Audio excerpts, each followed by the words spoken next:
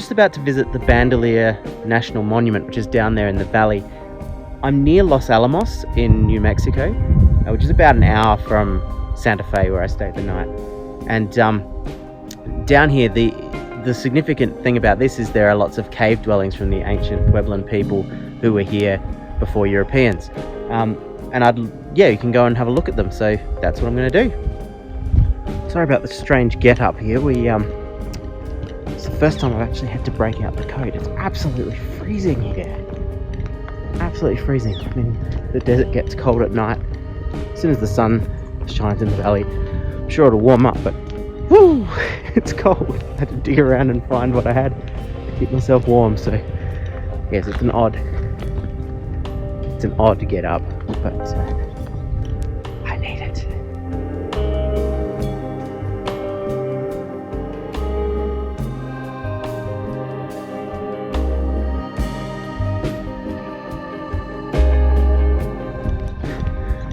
Add an extra hood. It really is cold. Also, because it's so high in altitude, it's about 6,000 feet above sea level here, you get puffed out very quickly.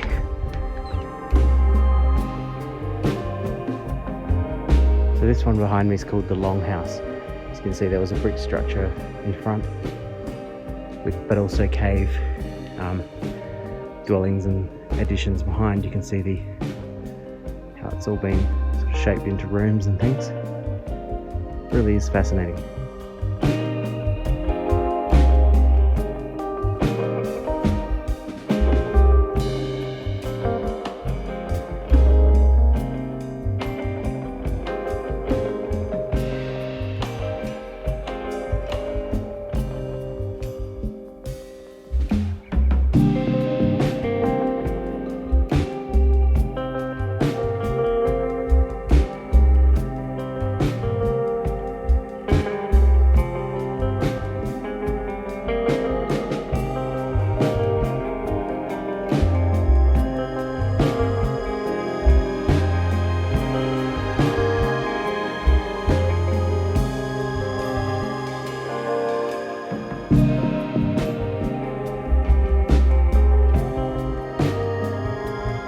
Pretty cool that you can actually climb up into some of these caves. So I'm in one of them now. People used to live here thousands of years ago. Amazing.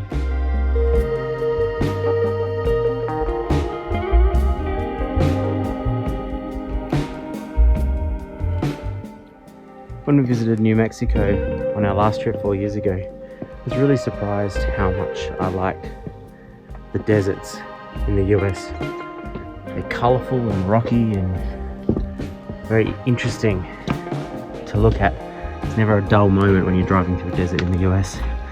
So if you ever have the opportunity to come to New Mexico, highly recommend doing so. Spectacular countryside and places like this that are centuries and centuries old, pre-European history, different cultures. The adobe architecture of Santa Fe and some of Albuquerque is very pretty and practical too for the desert climate, keeping people cool in summer and warm in very cold winters, because it does snow in the American deserts, the high deserts they're called, because they're so high in altitude that they get a dusting of snow. So last time we were here, it was very cold. There was snow everywhere. Didn't actually come to Bandelier last time, but I kind of wish I had. Kids would have loved it. I don't know whether it's the weather getting warmer or whether it's just me working very hard in this altitude, walking up the hills, but I am starting to warm up, which is nice. It's going to be a lovely day, I think. I think that's one reason why a lot of people like living out in this part of the world, is they have very little rain, being a desert. And therefore they have lots of very nice days and cool nights. I just saw some deer back there, a couple of them. I think there's another one over there as well. They weren't particularly scared of me, which is interesting. Just kind of watched me as I walked past. It's great getting out into the countryside, having a look at all these different environments.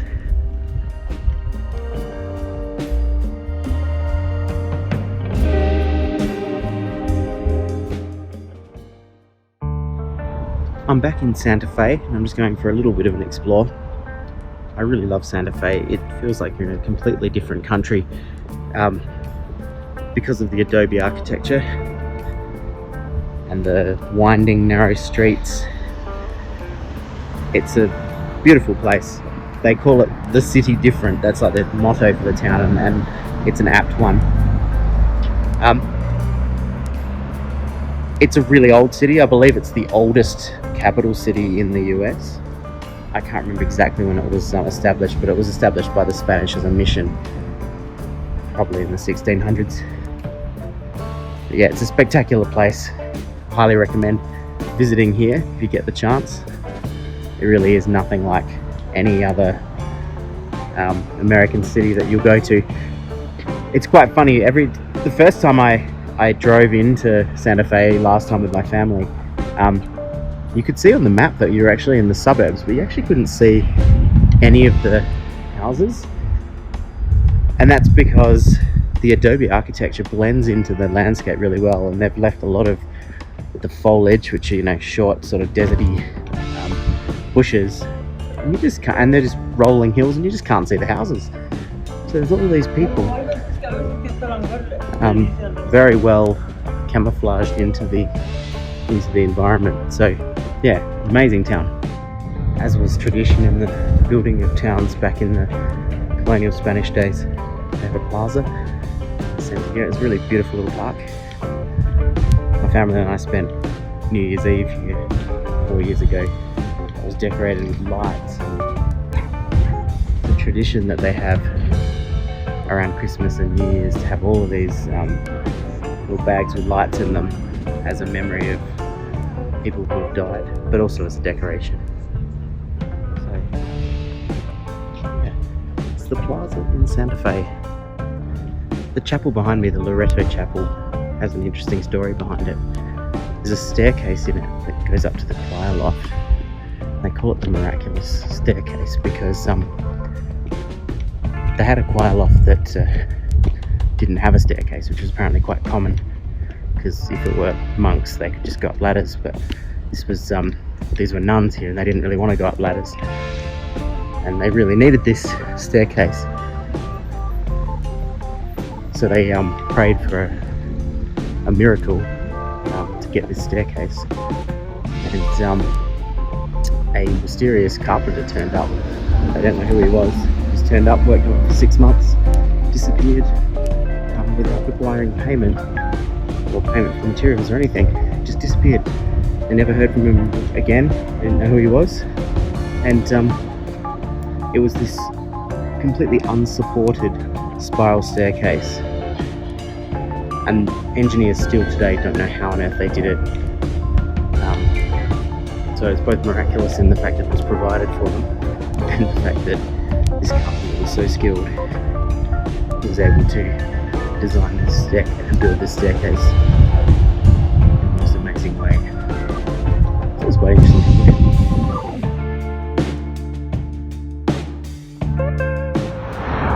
So that was Who's Donuts. I had a chai raised donut and it was very nice. It was a little chewier than some of them. I quite like that. It's very, yeah, it definitely had the flavour of chai. Got myself a cold brew as well, so I'm set to go on the drive along the Topaz Trail, which is a historic trail through New Mexico. Different way to get to Albuquerque. Not quite as quick, but it's supposed to be quite historic and scenic. So goes to a town called Los Cerrillos and another town called Madrid, which is spelled Madrid, but apparently it said Madrid. So anyway, there you go. Americans like to pronounce things differently than their original places. I guess that's their prerogative. Anyway, back on the road.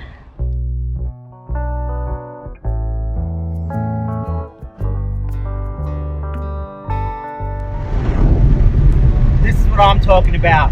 Road tripping through the desert, windows down, fresh air, beautiful sun, not too hot. I'm thoroughly enjoying this. This is very, very fun. Can't get the grin off my face.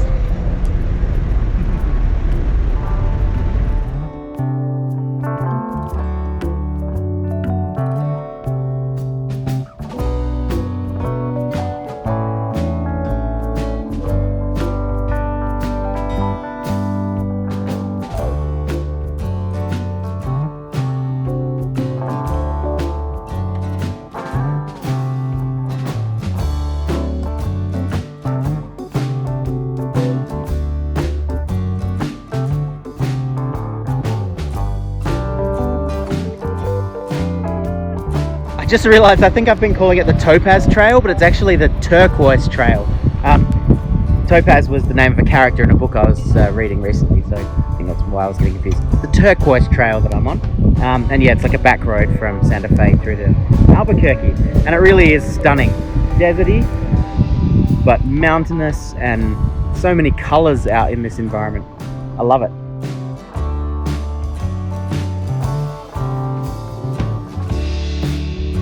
The lady in the shop I just went into explained how this is it is the oldest mine in the Americas. 2,000 years they've been mining, or just up the road in Cerrillos, they've been mining turquoise because the native peoples believed it was a healing stone. So people would come here from all over the place, come up from the Aztec areas and all that sort of thing to trade shells and all sorts of things for turquoise.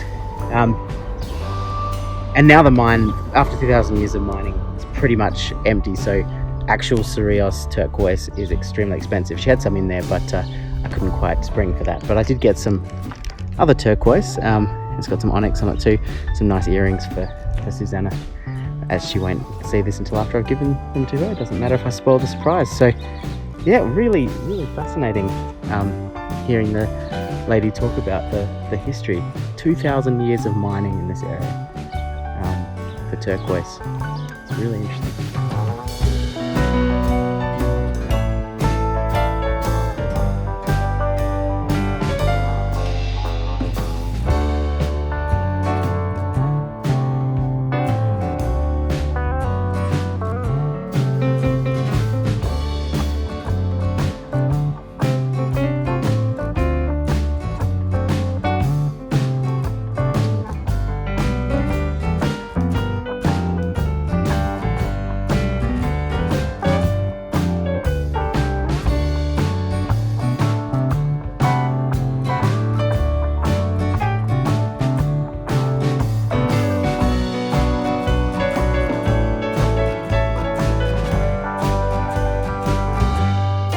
That mountain behind me is Sandia Peak that I went up last night, but the other side of it, so we're around behind it. Albuquerque is just on the other side, just over 10,000 feet up there, and where we are is about 6,000 feet. It's a pretty big mountain, not as big as they get in the US, but it is pretty big, and it was a spectacular view from up there.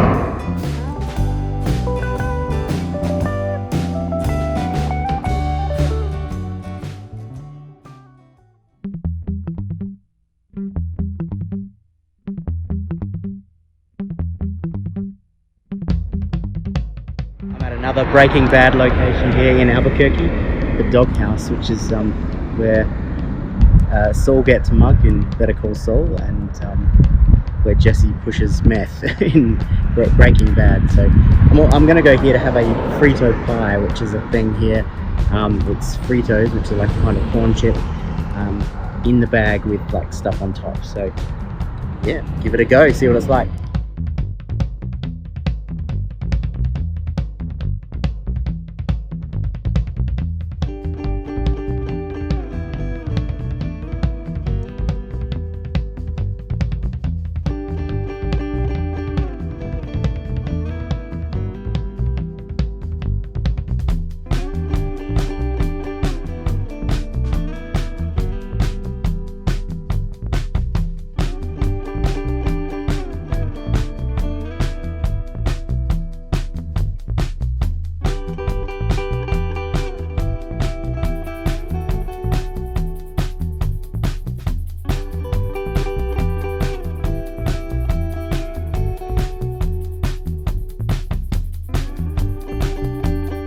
old town Albuquerque.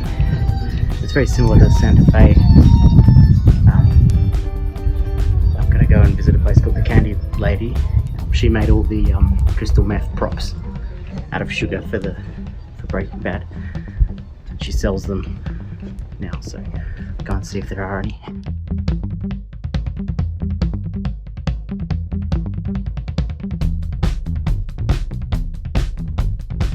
That's very cool. Got my little bag of blue sky, or whatever it's called in the show. And yeah, the lady's great in there. She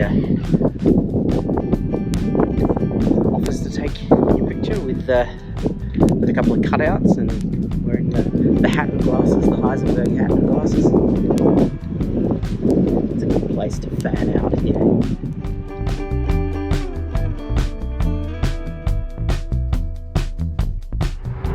I'm here at Twister's, which in Breaking Bad is actually Los Pollos Hermanos, Gus Fring's chicken shop. Yeah, this is the one that they use for it. Yeah, another exciting location.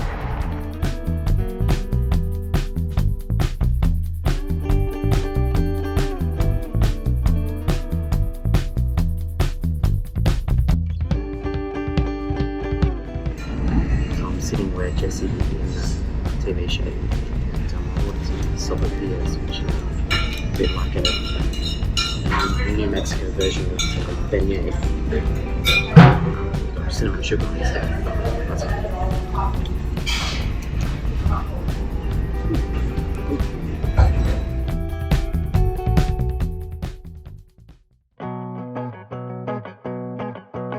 I'm pretty excited because I'm taking the overnight train to Los Angeles from Albuquerque. So tomorrow at 8 AM when I wake up in the morning, I'll be in Los Angeles.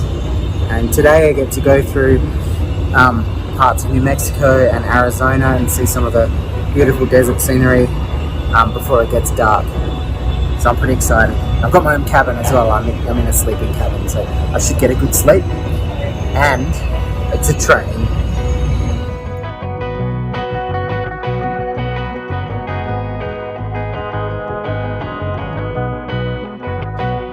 Off on our way to Los Angeles.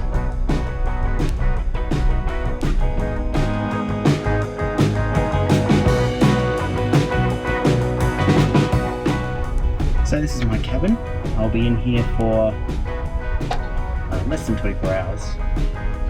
Yeah, get there at 8 tomorrow morning. It's comfortable. It's small, but it's comfortable. It's private. This will all turn into a bed tonight, so I'll be able to sleep.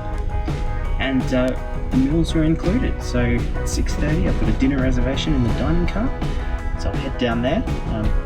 And they do something on Amtrak that is quite nice, really. They seat people together. If they're traveling by yourself, you sit at a table of 4 with other people, which is really nice. You get to meet people, have a chat.